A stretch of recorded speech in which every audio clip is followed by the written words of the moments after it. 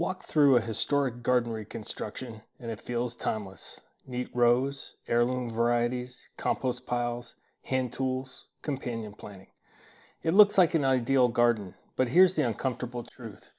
If you recreated a 1700s garden exactly, same layout, same crops, same methods, it would probably struggle or outright fail in a modern yard. Not because they lack knowledge, but they gardened in a completely different biological world. Modern gardeners inherited the techniques, but not the ecosystem those techniques depend on. This is Master Gardener Steve from the Celtic Farm, and today we'll talk about this topic. A colonial garden was fed constantly, not by fertilizer, but by animals in decay. Every homestead had livestock manure, wood ash from daily fires, kitchen scraps, straw bedding, even human waste returning nutrients daily. Nutrients entered the soil continuously. But the bigger difference wasn't fertility, it was biology. Their soil contained vast fungal networks, undisturbed structure, constant organic inputs with no synthetic salts, and no long-term pesticide residues. They weren't feeding plants, they were feeding a living system that fed plants automatically. Today we copy composting and crop rotation, but the biological engine those practices relied on has largely been interrupted. The techniques survived, but the conditions did not. A colonial bean variety wasn't just old, it was hyperlocal. Seeds were saved every year from plants that survived that exact rainfall pattern, that exact soil, and that exact pest pressure. After 40 to 100 generations, plants and place became partners. Today we buy heirlooms grown hundreds or thousands of miles away. Historic, yes. Locally adapted, not anymore. The original system wasn't heirloom gardening. It was evolutionary breeding.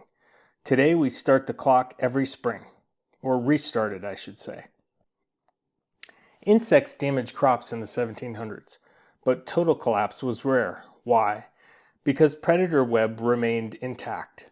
There were fewer monoculture lawns, continuous habitats, constant flowing and flowering plants, overwintering sites everywhere, and no broad-spectrum insecticides. Pests existed inside a functioning food chain.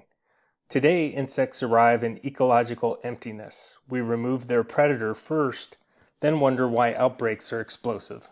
Colonial gardeners didn't control pests better, they needed to control them less. Historic gardens absorbed rain deeply and released it slowly. Modern soil behaves like a container. Compacted subsoil, shallow organic layer, frequent surface irrigation. This changes root architecture dramatically. Colonial crops developed deep, drought-buffering root systems because they had to. Modern watering habits train shallow roots. The same plant behaves differently because the water cycle has changed. A 1700s garden was not a hobby space. It was attached to animals, cooking fires, washing, waste disposal, and daily movement. So the soil was disturbed lightly and frequently, never abandoned, never compacted all at once. They garden continuously to live. We garden episodically. Plants feel the difference.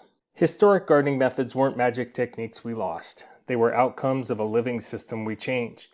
We tried to copy raised beds, companion planting, heirloom seeds, and crop rotation, but those were supporting practices, not the engine. The engine was constant biological input, local adaptation, and intact ecology. The goal isn't to garden like it's 1700. It's to restore the invisible systems that made the 1700s garden successful. You're not recreating the past, you're rebuilding relationships. And when the invisible systems return, the surface begins to take care of itself.